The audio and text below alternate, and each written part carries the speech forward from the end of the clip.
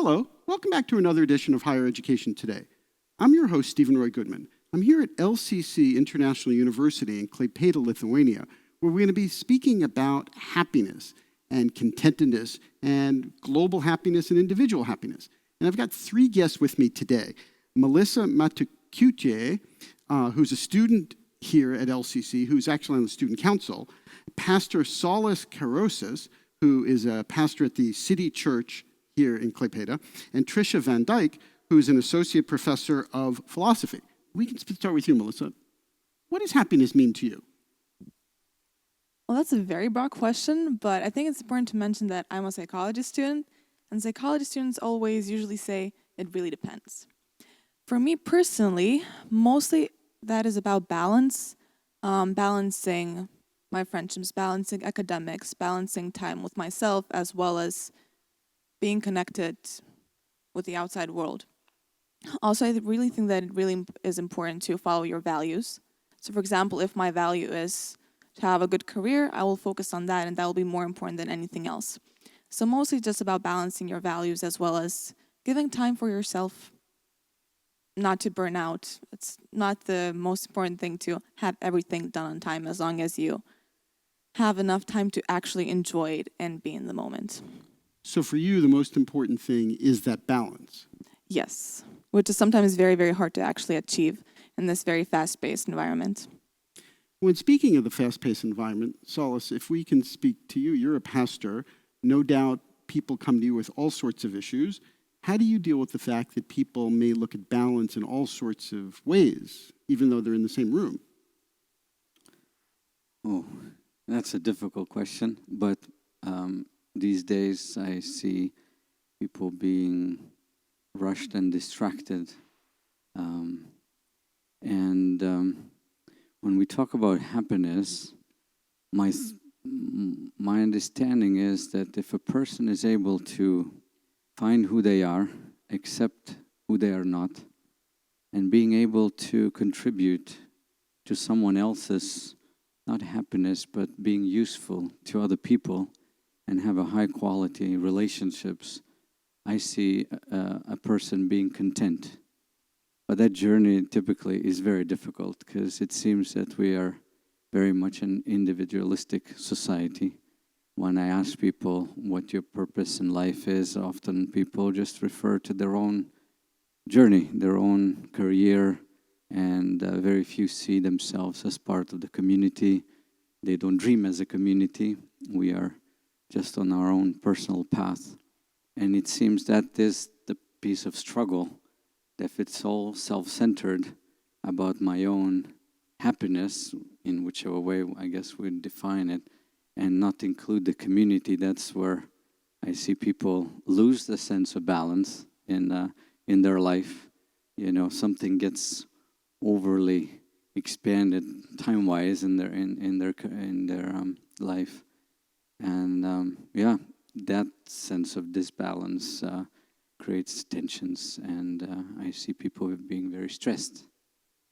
And you see the stress because they're not necessarily focused on the society, the broader issues, than rather the individual. But how do you get people to actually focus on that? Because it must be hard to do that, especially for universities, where students are constantly trained to, let's make sure your career is building, let's make sure you're learning certain things.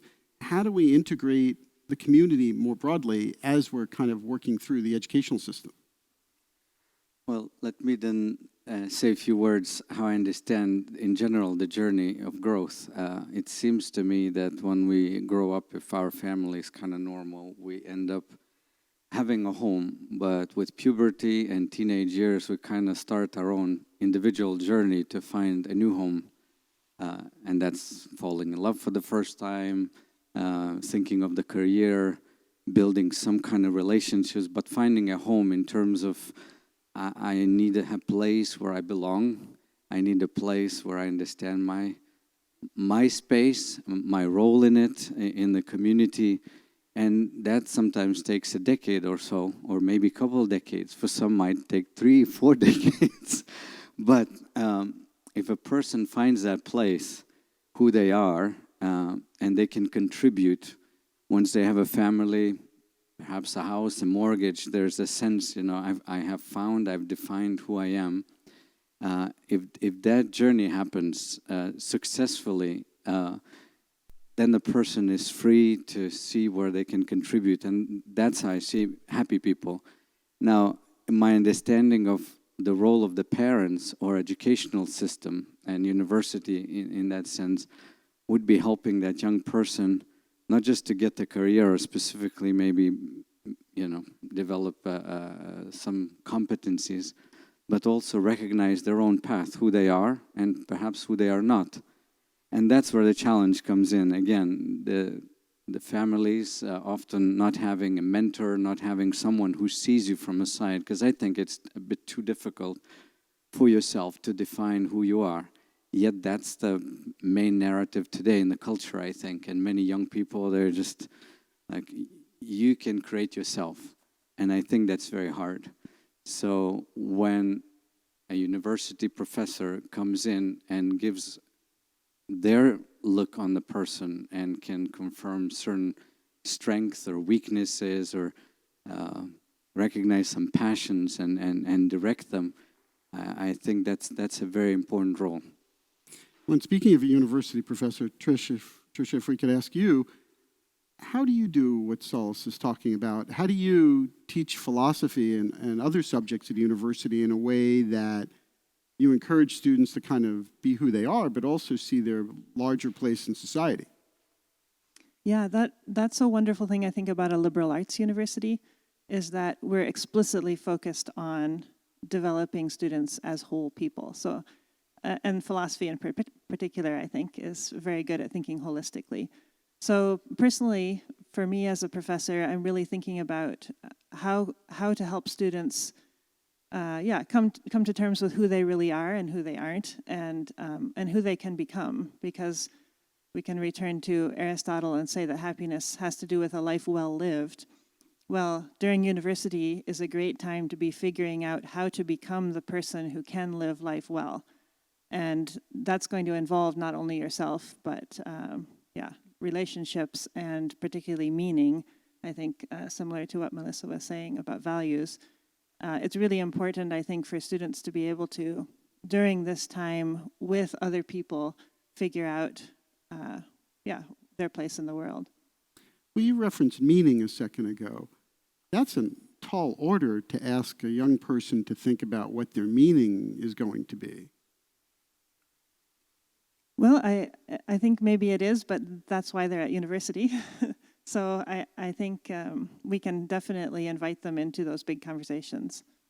Well, let's expand this big conversation a little bit. So how do you encourage a student who may have been just focused on me, to then focus on the broader community, and of course taking into account their talents, and talents they might not even know they have yet?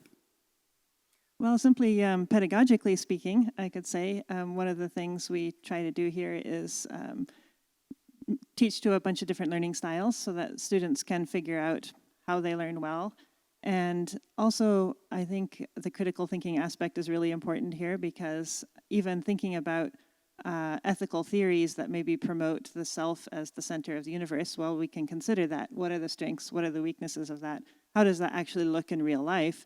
Do you really want to be that kind of person 30, 40, 50 years down the road?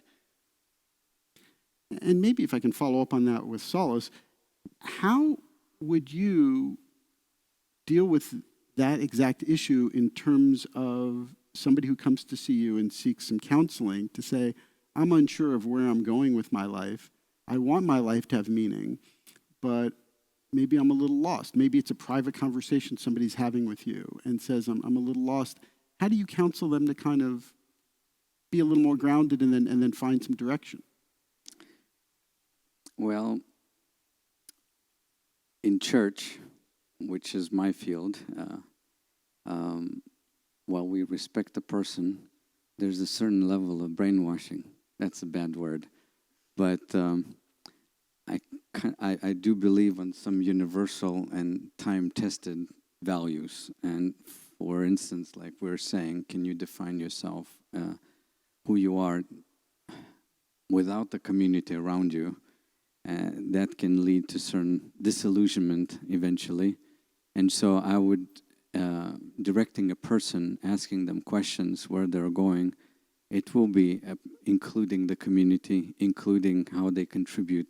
These are important matters. I think a person cannot be just an island. Again, speaking very broadly, people often come to me not asking what the meaning of life is. It's they're dealing with their traumas, with their shame, with their guilt, with their broken up life. And in just recent years, I just had a number of funerals that I've done for suicide.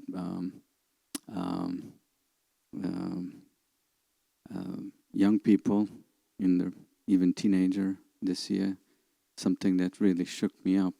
So often I find that people are just lost with the multitude of options today. And again, I'm coming back to the importance of the community, that some of them do not have good guides. If a family is broken up and parents are divorced, that's a trauma, it seems. Friends often are not the best counselors.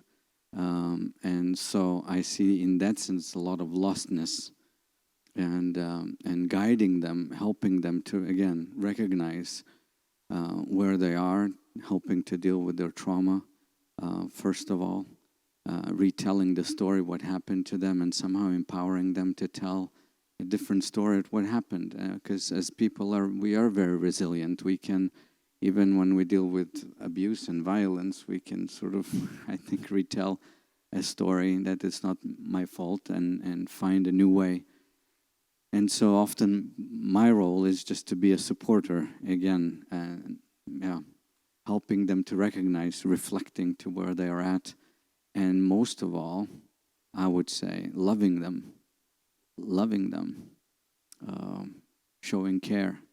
And there's a great power in experiencing care and knowing that you matter. You model that, and then you see a person can catch that on and choose a similar path. And why would a friend not be able to help with that a little bit? When I say, I was thinking of young people. A friendship is a great gift. If you find someone who sees life the way you see, and you can lean on them, it's a very powerful thing. So if I do not knock down friendship at all, but I'm thinking teenagers sometimes, and I have 5 kids, and I've seen them grow through teenage years. I have a daughter who is a teenager now.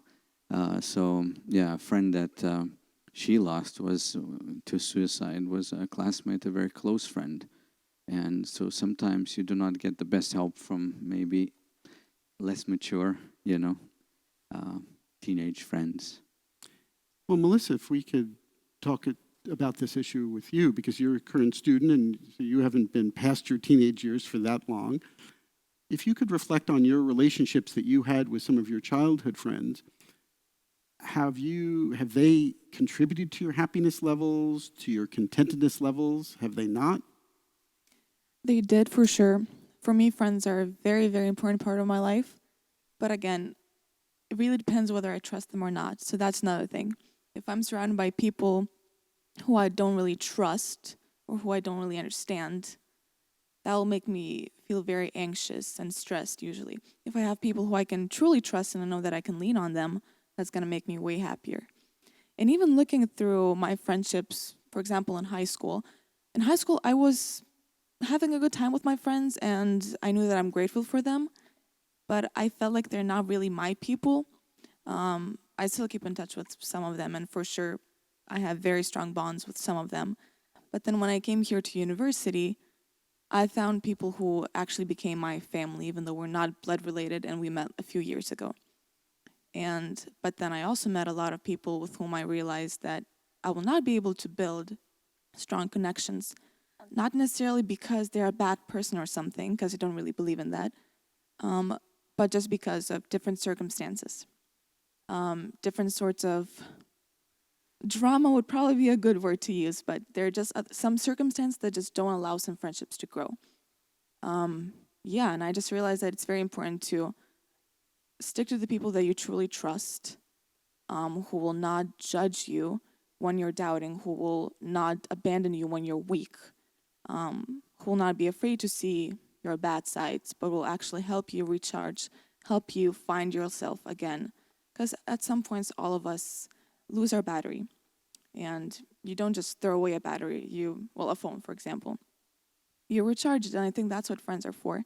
So it's really important to actually have those mature friendships, but like Saulius said, it has to be a mature friendship, because otherwise, if people don't truly care about you, it's only gonna give you way more anxiety than you might already have. But how do you know who's going to be a serious friend and who's not? I think I usually just feel it out. I'm careful with trusting people. I give them a chance, of course. But then I just see if they earn my trust. And also, I'm always trying to do the best from my side, and then I see how they treat me back. Another thing is, for example, if, let's say, they're spilling someone's secrets to me, there's a big chance that they're going to do the same from my side to someone else. So that's another sign. And you just see whether they respect me, whether they're adapting to me as well, because sometimes love language, they don't necessarily match. It's easy to show love in a way that's comfortable to you, but if, for example, I need it shown in another way, will my friend adapt? Will they go out of their comfort zone in order to support me the way I need? And a big thing for me is just respect. Is there respect? Is there understanding? If there's a conflict, how do we solve a conflict? Are they willing to listen? Or do they immediately have that mindset like, oh, we disagree, that's it, you're my enemy. And now it's me versus you. Or is it us versus the problem? Well, and speaking of the problem, that's very helpful. Tricia, if we could speak to the issue of the us and the them, one of the things that has intrigued me about Lithuania, and I've been here before, but it's been many years, Lithuania seems to have, on all these surveys, that people seem to be content and happy in some way. Why? Well, as the non-Lithuanian here, maybe I'm not the one to speak, but on the other hand, I moved here and I'm happy to live here, so maybe I am. And I don't think I can speak for the population in general, but my experience of moving here certainly points to the fact that there are a lot of things that make this country a great place to be. So everything from the smaller population. So I feel like a smaller population can sort of deal with its problems maybe a little more directly rather than it having to be as dramatic necessarily as some other larger places. And simply the love of nature here. I, as a philosophy professor, I always take my students out to the woods because that's a great way to get in touch with reality and where we fit into it. So yeah, nature would be a big thing here. And a sort of attention to things like a bus system that works and trying to upgrade various things in infrastructure and so on. There's a sort of a care and a forward-lookingness here that I think really makes it a great place to live. But that gets to the issue then of the community as well, and the focus on community. Yeah, and I think Saul was right in pointing out that it's an issue, I think, in many Western countries, and it certainly has hit Lithuania as well, is the problem of individualism and not thinking of the common good. Well, let's speak to that, Saulius, if we could get to the issue of the individual versus collectivism, because this comes up all the time. You know, we've hosted the show for a while now, and we've taped in a number of universities, and you can't blame students for wanting to have the best possible careers that they can possibly have, and you can't blame professors for wanting to write the best books they can possibly write. But how do we focus on the individual and the collective at the same time, where it's legitimate for an individual and legitimate for the society? I do not have an answer. I think that's always going to be a tension. I've seen in my lifetime, which now I live with the fourth currency in my lifetime, so we've gone through major changes. I think Lithuania was a very low trust culture, or because of the communist system, we had to learn to read people. Therefore, we seek very deep relationship with, and there were times where you could not openly speak even at your family gatherings, because if you voiced your political views, somebody in your family could report and you'd be in trouble or be gone.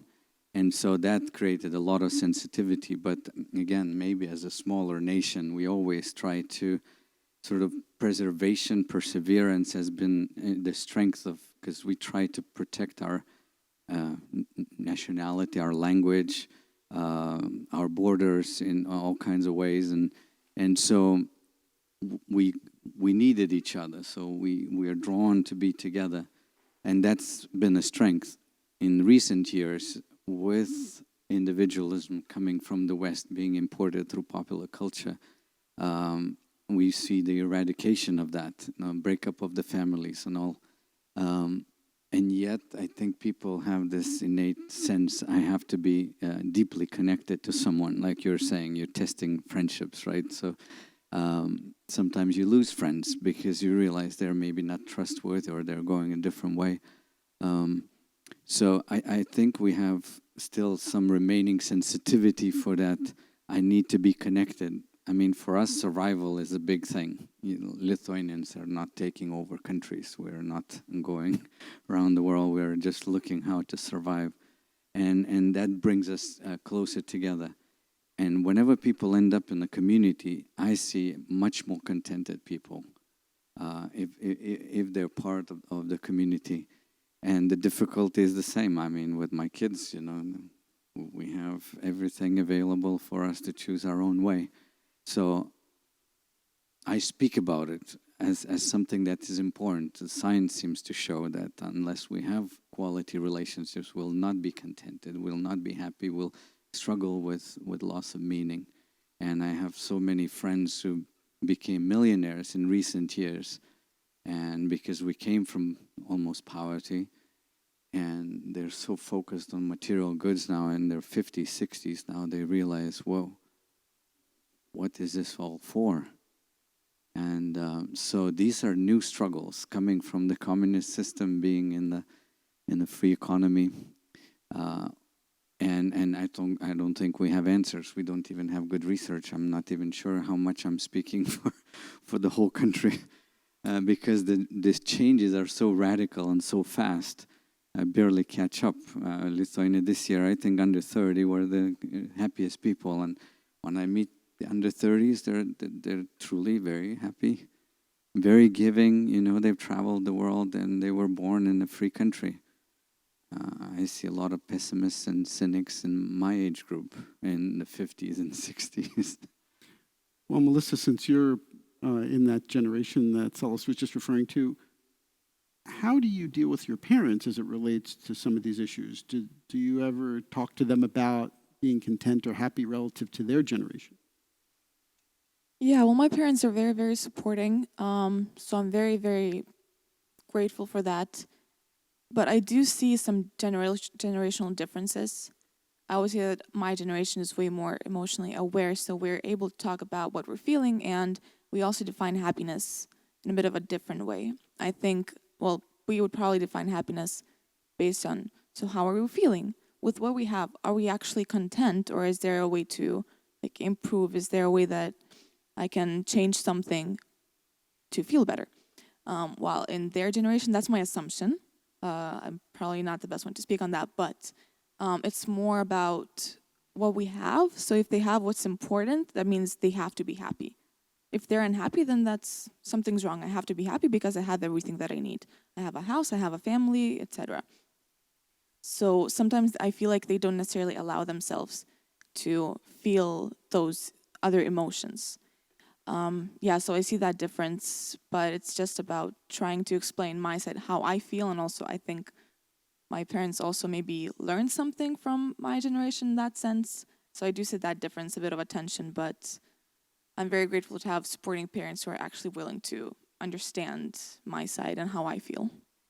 And Tricia, I assume that these parent-student or parent-younger people tensions have existed since Plato and Socrates. what lessons can we learn from that era in terms of right now, in terms of how to navigate what we're talking about? Yeah, I think similar to what has been said, there are some timeless goods, and one of them is relationships, for sure. The ancient philosophers said that, and we recognize that now.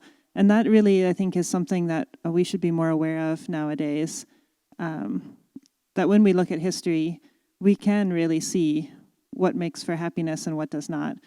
And a life well lived is going to be made up of relationships, enough money, probably not too much money, tends to not make people more happy, and a meaningful purpose to contribute to a community. So maybe if we pay attention to the lessons of history, I think we can see that the place we're in now is indeed, it's a new time, but we're not that different from what people have always been like. And Saulius, if we expanded on that argument, I guess one can say that the church has been around for a long time as well. Are there lessons that can be expanded upon for today's era as well?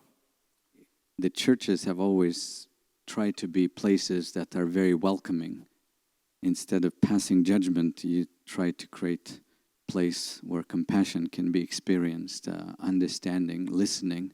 So creating that kind of environment and culture, I think, is crucial for the betterment of individuals and communities. And so hospitality for us would be a very high value, to create a space to come in and to be as you are, not forcing each other's views, but creating a space, earning the right to be heard. And that's where we see a lot of healing happening, a lot of new relationships being built. Like we try to get people into small groups where they meet regularly, because I think even a friendship or a relationship often has these two parts. One is this sort of miracle of discovering that we can be together. There's something good about us being together.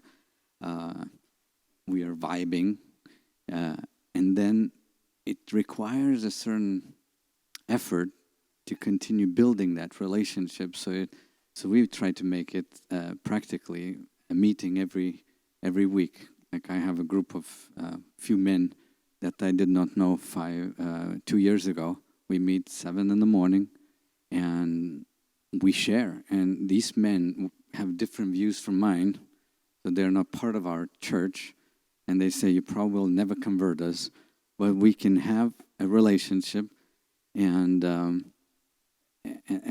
they're so grateful. They're begging not for me to stop them because they're not joining the church, but they don't have other places, and especially men these days seem to have very few real deep friendships. So, and when I look at church history, it seems it's always been that place of belonging, and that's what we try to create.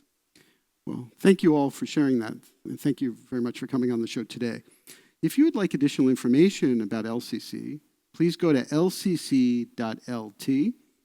If you would like to send a note to me at the show, please go ahead and do so by sending an email to highereducationtoday@topcolleges.com. And thank you for watching.